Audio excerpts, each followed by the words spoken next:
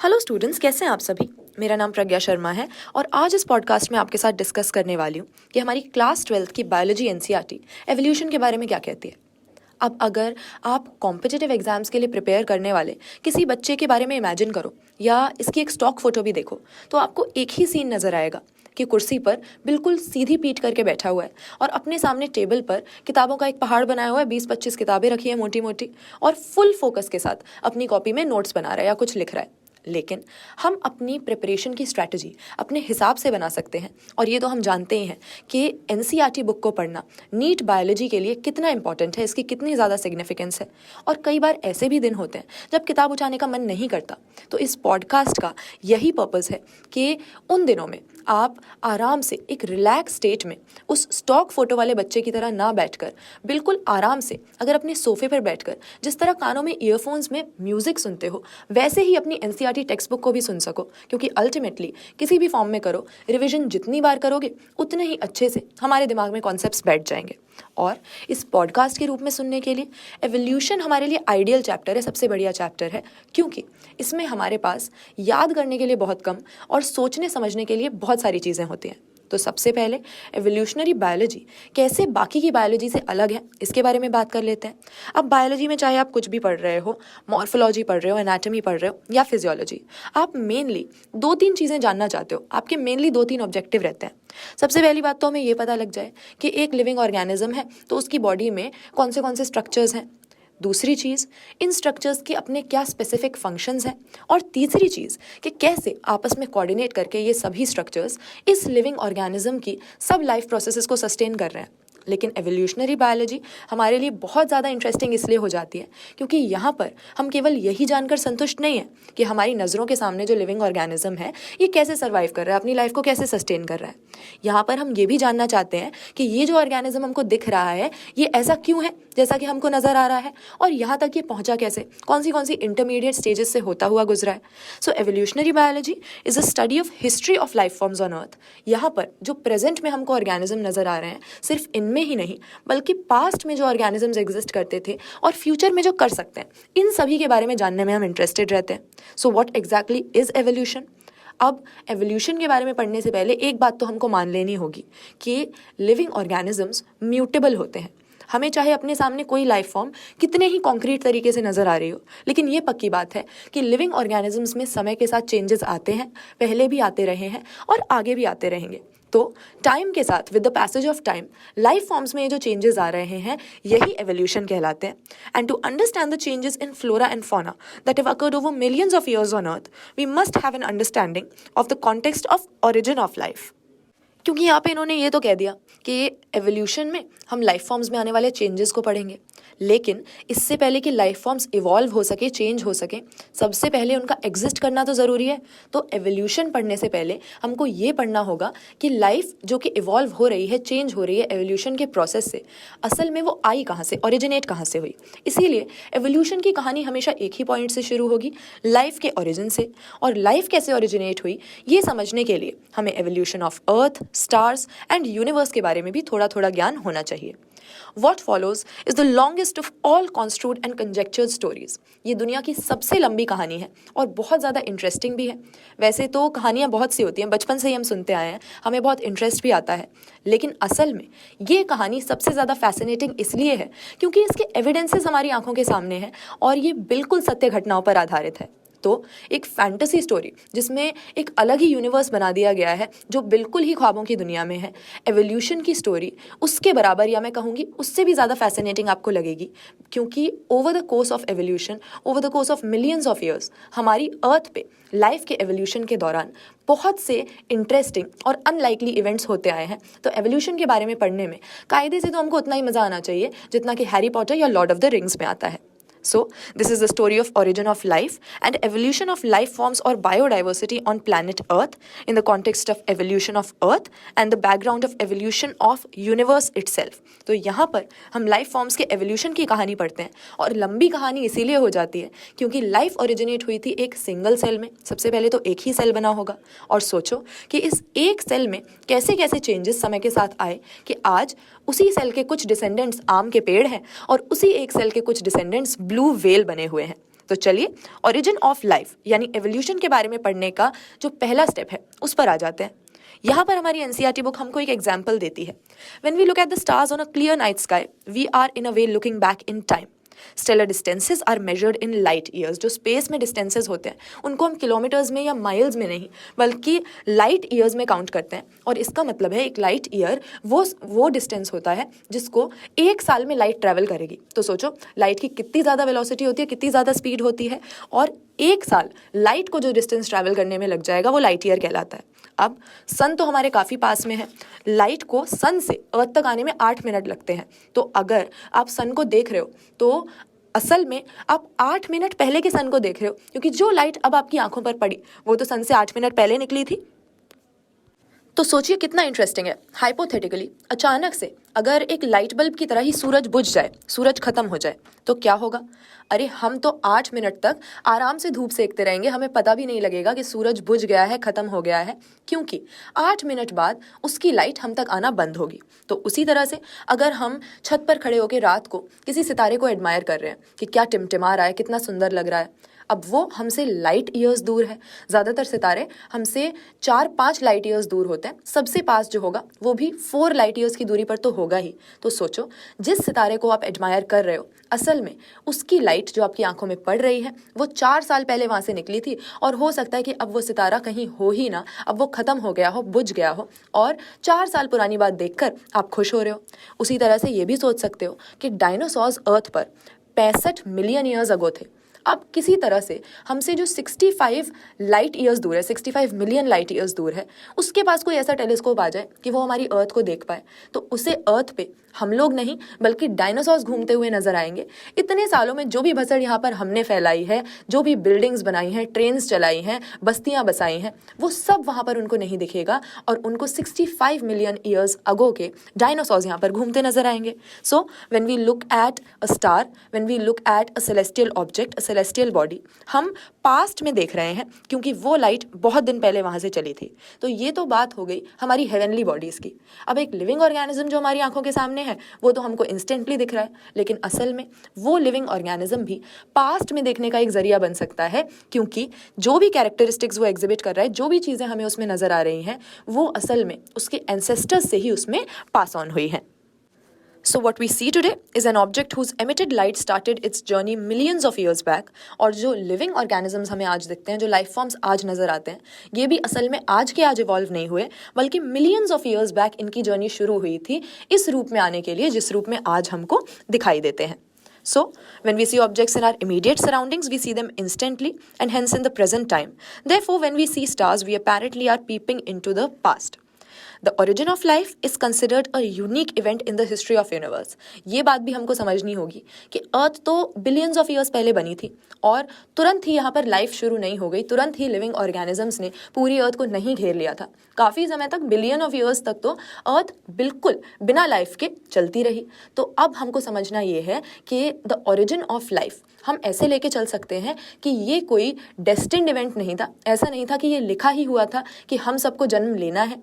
कुछ ऐसी कंडीशंस बनी, कुछ ऐसे केमिकल कॉन्स्टिट्यूएंट्स आपस में मिल गए कि एक लिविंग सेल बन गया, और उस लिविंग सेल से धीरे धीरे डिसेंड करते करते एवोल्यूशन की फोर्सेस ने आज इतनी बड़ी, इतनी ह्यूज बायोडाइवर्सिटी हमारे सामने खड़ी कर दी है। लेकिन अगर किसी कारण वो एक लिविंग सेल नहीं बन पाता, कोई भी केमिकल कॉन्स्टिट्यूएंट जो उसको बनाने में इंपॉर्टेंट था, जो उसका की कॉन्स्टिट्यूएंट था, अगर वो ऊपर नीचे हो जाता, उस सेल की प्रॉपर्टीज ऐसी नहीं होती कि आगे जाके वो इवॉल्व होके और लाइफ फॉर्म्स को जन्म दे सके, तो शायद ना आज ये पॉडकास्ट हम बना रहे होते, ना आप सुन रहे होते, और ना हमारे हाथ में वो मोबाइल होता जो कि हम ही ने बनाया है।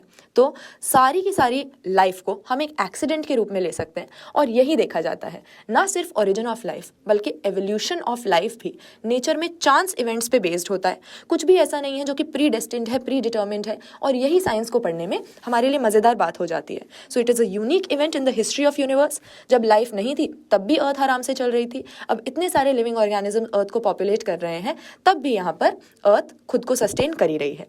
The universe is vast, relatively speaking the earth itself is almost only a speck. जब हम लाइफ के बारे में पढ़ते हैं, अर्थ के बारे में पढ़ते हैं, तो हम कहीं ना कहीं उसको उतनी ज़्यादा इंपॉर्टेंस दे देते हैं जितनी कायदे से उसको यूनिवर्स में मिलनी नहीं चाहिए, क्योंकि यूनिवर्स बहुत ही वास्ट है। अर्थ एक छोटा सा प्लैनेट है हमारे छोटे से सोलर सिस्टम में, और इस तरह के जाने कितने स्टार्स, हजारों स्टार्स हमारे एक गैलेक्सी के अंदर होते हैं, और ऐसी अनगिनत गैलेक्सीज यूनिवर्स के अंदर प्रेजेंट हैं। तो अगर हम पूरे यूनिवर्स से अर्थ को कंपेयर करते हैं तो अर्थ एक तिनके के बराबर ही हमको मालूम पड़ेगी। The universe is very old, almost 20 billion years old. तो यहाँ पर ओरिजिन ऑफ लाइफ के केस में हमको कुछ बस टाइमलाइंस का ध्यान रखना है। जैसे अगर यूनिवर्स की एज पूछी जाए तो हमें फेंटली ये पता होना चाहिए, रफली पता होना चाहिए कि 20 बिलियन ईयर्स पहले की बात हो रही है। So huge clusters of galaxies comprise the universe. बहुत सारी गैलेक्सीज के क्लस्टर्स यहाँ पर हमको मिलते हैं। Galaxies contain stars and clouds of gas and dust. Considering the size of the universe, Earth is indeed a speck. Earth बहुत ही छोटा है पूरे यूनिवर्स से अगर कंपेयर करोगे। अब यूनिवर्स का ओरिजिन कहाँ से हुआ? इसके लिए सबसे वेल एक्सेप्टेड थ्योरी हमारे पास बिग बैंग थ्योरी है। The big bang theory attempts to explain to us the origin of the universe.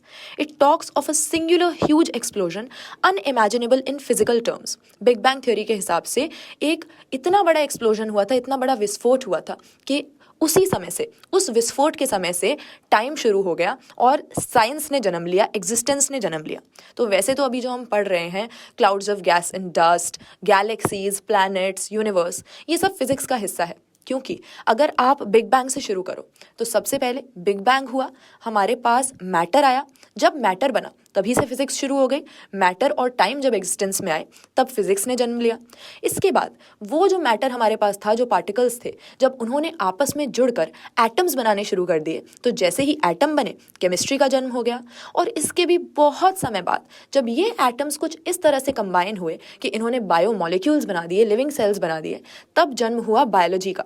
तो वैसे तो हम बायोलॉजी पढ़ रहे हैं तो इस पॉइंट के बाद ही हमको अपनी पढ़ाई शुरू करनी चाहिए, लेकिन याद रखो कभी भी हम तीनों साइंसेस को पूरी तरह से एक दूसरे से अलग नहीं कर सकते। फिजिक्स में भी कहीं ना कहीं बायोलॉजी केमिस्ट्री आ जाएंगे, बायोलॉजी में भी केमिस्ट्री और फिजिक्स आ जाएंगे, और बायोलॉजी तो केमिस्ट्री और फिजिक्स दोनों के ही बाद में जन्मी है। तो हमें दोनों की ही अंडरस्टैंडिंग होनी चाहिए बायोलॉजी पढ़ना शुरू करने से पहले। तो ठीक है, बिग बैंग थ्योरी हमें बताती है कि एक एक्सप्लोजन हुआ, एक बहुत ही बड़ा, जिसको हम मेजर नहीं कर सकते ऐसा एक्सप्लोजन हुआ, और उसी समय से टाइम शुरू हो गया, एग्जिस्टेंस शुरू हो गई।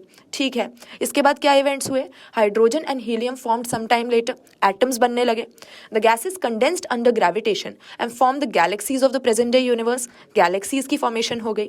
मिल्की वे नाम की एक गैलेक्सी के सोलर सिस्टम में अर्थ was supposed to have been formed 4.5 billion years back। तो अगेन एक टाइमलाइन अपने दिमाग में रखेंगे। अगर यूनिवर्स 20 बिलियन ईयर्स पुराना है तो अर्थ को हम 4.5 बिलियन ईयर्स ओल्ड मान सकते हैं। बट इतने बिलियन ईयर्स पहले अर्थ बिल्कुल भी वैसी नहीं थी जैसे हमको आज दिखती है। जैसा कि हम लाइफ फॉर्म्स के बारे में कह रहे हैं कि अगर हम बहुत सालों पहले की बात करें, अर्थ की जियोलॉजिकल हिस्ट्री में बहुत पीछे जाएं, तो बिल्कुल भी ऐसे लाइफ फॉर्म्स हमको नजर नहीं आएंगे जैसे हम आज देखते हैं। वैसे ही अर्थ की कंडीशंस भी समय के साथ बदलती रही हैं। तो उस समय पर there was no atmosphere on earth. कुछ गैसेस थी जो कि मोल्टन मास के अंदर से निकली थी, water vapour, methane, carbon dioxide और अमोनिया वहाँ पर मौजूद थे। लेकिन एक मेन डिफरेंस, फंडामेंटल डिफरेंस उस समय की अर्थ और इस समय की अर्थ में ये भी है कि क्लाइमेटिक कंडीशंस तो बहुत ज़्यादा एक्सट्रीम थी ही, जो कंडीशंस थी वो बिल्कुल अलग थी, लेकिन ऑक्सीजन की एब्सेंस भी एटमॉस्फेयर का एक बहुत ही इंपॉर्टेंट फीचर है। तो उस समय पे आपको मीथेन मिलेगा, अमोनिया मिलेगा, वाटर वेपर मिलेगा, कार्बन डाइऑक्साइड मिलेगा, लेकिन अर्थ पर हमें एटमॉस्फेयर में ऑक्सीजन नहीं मिलता था। तो हमारे पास ये सारी गैसेस थी।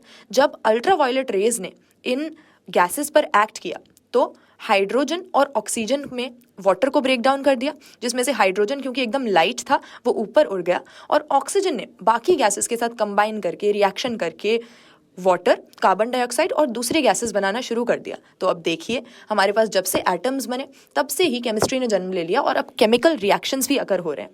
The ozone layer was formed क्योंकि ऑक्सीजन के एटम से ही ओजोन बनता है। As it cooled the water vapour fell as rain, बरसात हुई, and it filled all the depressions to form oceans. अब हमारी अर्थ का सर्फेस जो था स्मूथ तो था नहीं, उसमें कई सारे गहरे गहरे गड्ढे थे, और इन्हीं गहरे गड्ढों में बरसात के बाद जब पानी भर गया तो वो ओशंस हमें मिले जो आज दिखते हैं। life appeared 500 million years after the formation of Earth, almost 4 billion years back. तो अगर आप मान के चलते हो कि 4.5 बिलियन ईयर्स पहले अर्थ बनी थी, तो 4 बिलियन ईयर्स अगो लाइफ के साइंस हमको नजर आने लगे थे. ठीक है, तो अब ये लाइफ कैसे ओरिजिनेट हुई और कहाँ से बननी शुरू हुई, इसके लिए लोगों ने अपनी अपनी थ्योरीज सामने रखी.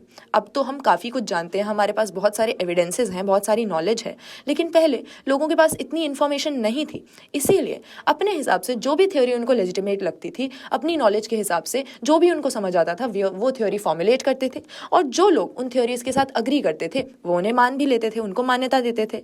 तो एक थ्योरी हमारे पास होती है, थ्योरी ऑफ पैनस्पर्मिया, जो कि अर्ली ग्रीक थिंकर्स ने दी है. और इनका कहना था कि life did not actually originate on earth पे लाइफ का ओरिजिन हुआ ही नहीं और ये कहीं बाहर से आ गई थी. So they thought units of life called spores were transferred to different planets including Earth. कहीं ना कहीं तो लाइफ एग्जिस्ट करती होगी और जहाँ एग्जिस्ट करती थी उस जगह से अर्थ पर इस लाइफ के प्रोपेग्यूल्स आ पहुंचे और इसी से सारी बायोडाइवर्सिटी डिसेंड हुई है. अब पैनस्पर्मिया को अभी भी कुछ लोग मानते हैं, लेकिन जनरली ये एक्सेप्टेड नहीं है, क्योंकि हमें लाइफ के ओरिजिन का कहीं ना कोई एक्सप्लेनेशन देना पड़ेगा. अगर बाहर से बनकर लाइफ आई तो बाहर कैसे बनी, ये भी तो जानना ज़रूरी है. इसीलिए कुछ लोगों ने एक और थ्योरी मानना शुरू किया, जिसे हम कहते थे theory of spontaneous generation.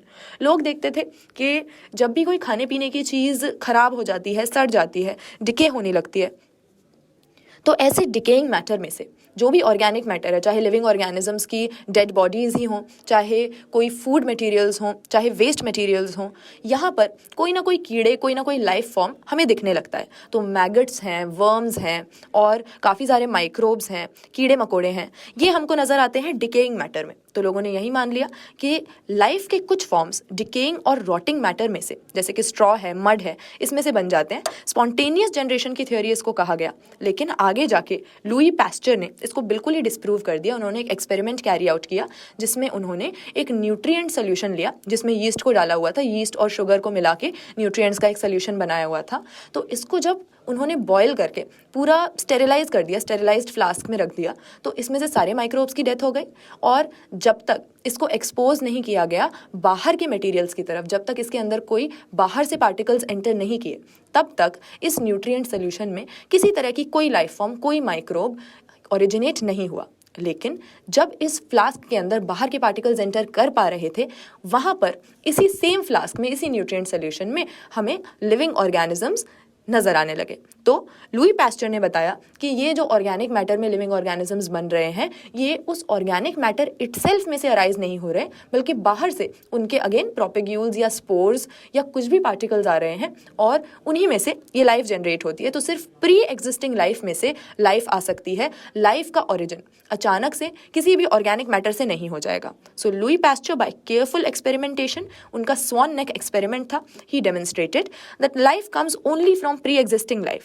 He showed that in a pre-sterilized flask, life did not come from killed yeast, while in another flask which was open to air, जिसमें particles enter कर रहे थे, dust particles आ रहे थे, new living organisms arose from killed yeast. Spontaneous generation theory was dismissed by Louis Pasteur. तो अब हमें ये तो पता लग गया कि लाइफ के ओरिजिन की कौन सी थ्योरी गलत है. अब अगली बार हम ये ज़रूर डिस्कस करेंगे कि लाइफ के ओरिजिन के लिए कौन सी थ्योरी सही है और हम आज जो वाइडली एक्सेप्ट किया जाता है, आज जो ज़्यादातर लोग मानते हैं, उसके बारे में जानेंगे. अच्छा, यहाँ पर तो सिर्फ 2 ही थ्योरीज मेंशन की हुई हैं, एक स्पॉन्टेनियस जनरेशन की और एक पैनस्पर्मिया की. और भी कई लोगों ने, कई थिंकर्स ने डिफरेंट थ्योरीज पुट फॉरवर्ड की होंगी. तो उनमें से कौन सी आपको लेजिटिमेट लगती है और किस में विश्वास करने का आपका मन करता है, ये कॉमेंट्स में मुझे ज़रूर बताओ. बाकी नेक्स्ट टाइम हम ये डिस्कस कर ही लेंगे कि असल में लाइफ कहाँ से ओरिजिनेट हुई होगी, इसका बेस्ट अंदाज़ा क्या लगाया जाता है. लेकिन फिलहाल अभी आपको ये पॉडकास्ट कैसा लगा और नेक्स्ट टाइम क्या क्या टॉपिक्स डिस्कस करना चाहते हो, ये बात मेरे साथ ज़रूर शेयर करो. चलो, सी यू नेक्स्ट टाइम.